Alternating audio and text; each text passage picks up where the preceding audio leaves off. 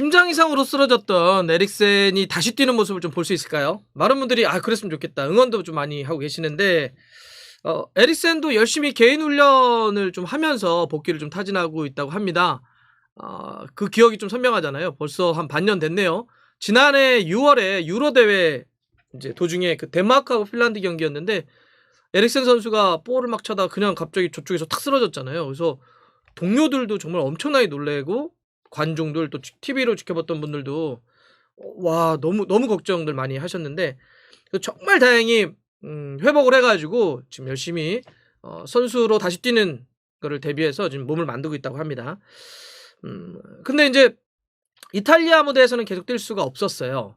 에릭센이 인터밀란 소속이었잖아요. 근데 이탈리아는 규정이 심장 이상이 생겨서 심장에 제세동기를 삽입하게 되면 그 선수는 뛸 수 없다고 합니다. 왜냐하면 아무래도 뭐 이게 이제 건강 문제고 생명이 걸려 있는 문제이기 때문에 규정을 좀 만들었던 것 같아요. 그래서 심장 이상이 있으면 선수로서는 뛸 수 없다. 이런 걸 했기 때문에 인터밀란하고는 계약이 해지된 상태입니다.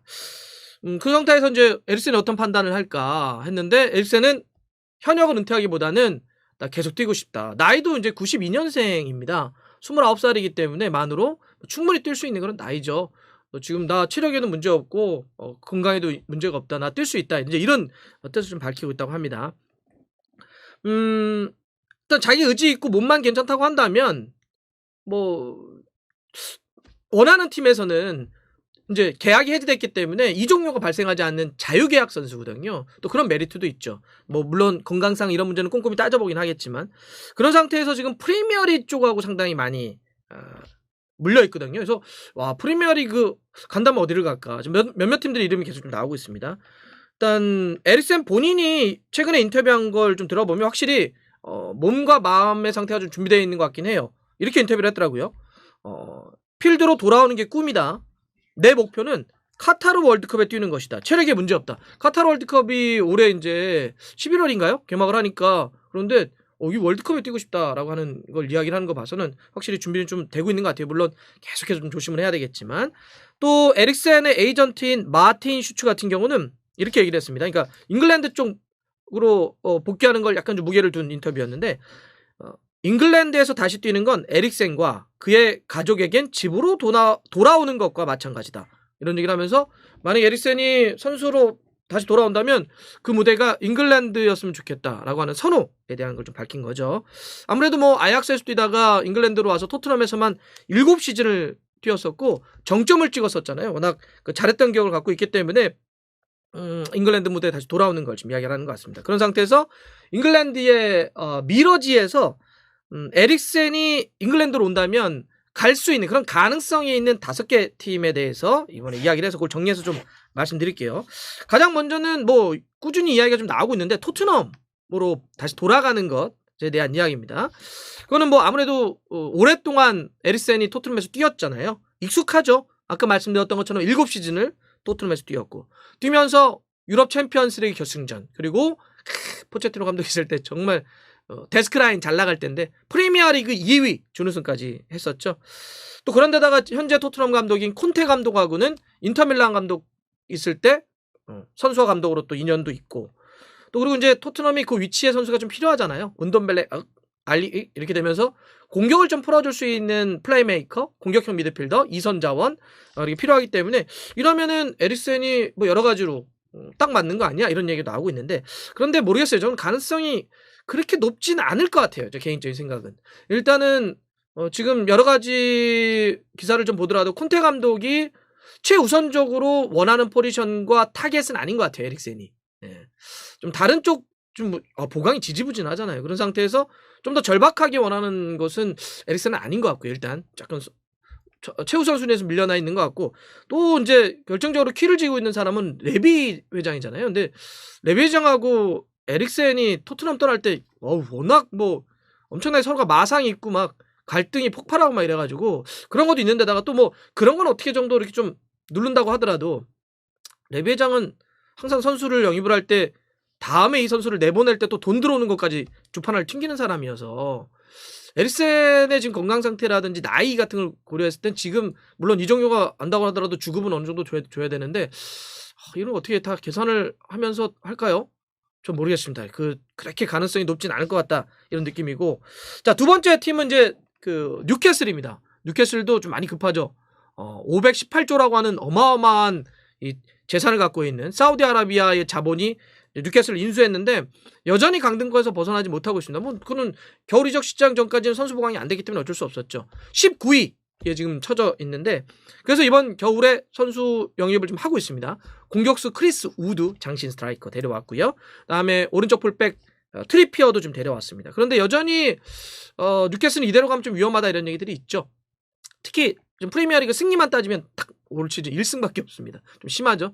그래서 승리를 빨리 챙겨야 강등권 벗어나고 이렇게 할 수 있을 텐데 그러기 위해서는 좀 공격 자원들이 좀 필요하다 이런 얘기들이 많이 나오고 있습니다. 근데 이제 여기 걸리는 건 그래도 에릭센이 아무리 현재 팀이 없다 소속 팀이 없다고 하더라도 강등권에 있는 팀을 선택을 할까 이건 좀 걸리죠. 에릭센이 그런 선택을 할지는 좀 지켜보긴 해야 될 것 같아요. 단 에릭센에게 뉴캐슬이 그렇게 제안할 수는 있겠죠. 뭐 여기서 계속 뛰라는 건 아니다. 그리고 강등될지도 모르는 게 걱정한다면 6개월만 단기로 계약하자 이렇게 할 수도 있습니다. 그러면 그거는 뉴캐슬도 좋고 에릭센도 나쁘지 않은 선택일 수 있죠. 6개월만 있고 그 다음에는 또 재계약할 수도 있겠지만 6개월만 한다면 6개월 뛰는 거 괜찮네 에릭센 잘 뛰네 이런 걸 보여주면 다른 팀에서 또 제안할 수도 있고 뉴캐슬도 에릭센이 들어와서만 잘 뛰어준다면 강등권을 벗어날 수도 있고 이거는 서로가 좋은 카드일 수 있기 때문에 6개월 단기 계약 요것도 지금 떠오르고 있는 카드입니다. 자, 세 번째 팀은 웨스트햄입니다. 웨스트햄은 잘 나가죠. 이번 시즌 잘 나가고 4위 현재 있는데 근데 이제 문제는 뒷심이 조금 떨어진다는 느낌이죠. 지난 주말에도 리즈한테 2대3으로 좀 졌잖아요. 이게 뎁스가 좀 얇아요. 사실 공격 자원이 좀 뻔해요. 예, 뭐 한두 명 다치면 막 선수가 없고 막 그러거든요. 그래서 지금 공격 쪽에 여러 포지션을 쓸 수 있는 링가드를 다시 데려가고 싶다 이런 얘기를 하고 있는데 근데 지금 맨유가 높 하고 있는 거 아니에요.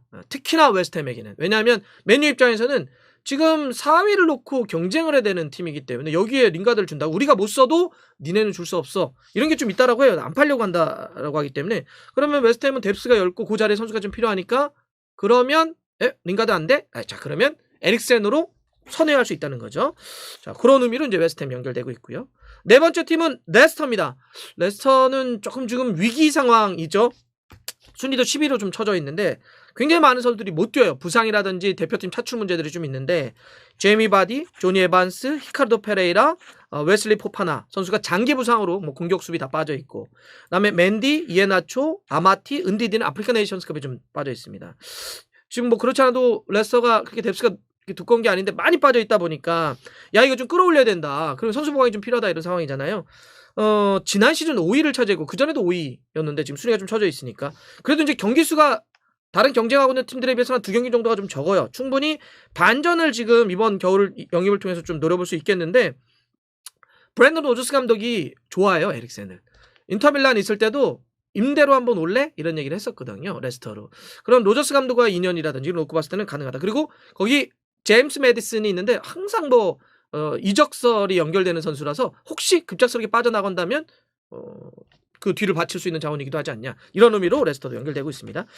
다섯 번째는 이제 에릭센과 또 가능성이 있는 팀은 이제 에버튼 얘기가 되고 있습니다. 에버튼도 지금 난리죠. 사실 가장 큰 지금 문제 중에 하나가 바로 에버튼인데 배법사 경질됐습니다. 베니테스 감독 경질됐고 근데 지금 순위도 16위에 빠져 있고 돈이 없다는 거잖아요 여기. 그래서 지금 막 디뉴도 정리하고 막 그 전에 하메스 로드리게스 정리하고 난리가 난 상태잖아요. 그러면 그렇게 배동적 페어플레이 때문에 막 선수도 내보내고 막 그랬는데 이적료가 없는 에릭센은 그런 의미에서는 팀도 전력도 좀 보강을 하고 돈도 좀 세이브하는 데 있어서 아주 좋은 카드 아니야? 라고 해서 지금 에버튼도 연결되고 있다라고는 하는데 근데 저는 에버튼은 아닐 것 같아요. 에릭센 입장에서 이렇게 엄청나게 흔들리고 있는 팀에 굳이 제안이 온다고 하더라도 그리고 지금 감독도 어떻게 될지 모르는 상황에서 이런 막 불확실성이 극도화되어 있는 에버튼에 가는 건 제가 봐서 가능성이 낮다. 오히려 다른 팀이 제안이 온다면 그걸 선택하는 게 낫겠죠. 그런데 에릭센이 진짜 어떤 선택을 하게 될까요? 저는 뭐 어떤 팀이든지 정말 뛰는 걸 좀 보고 싶긴 해요. 물론 건강하게.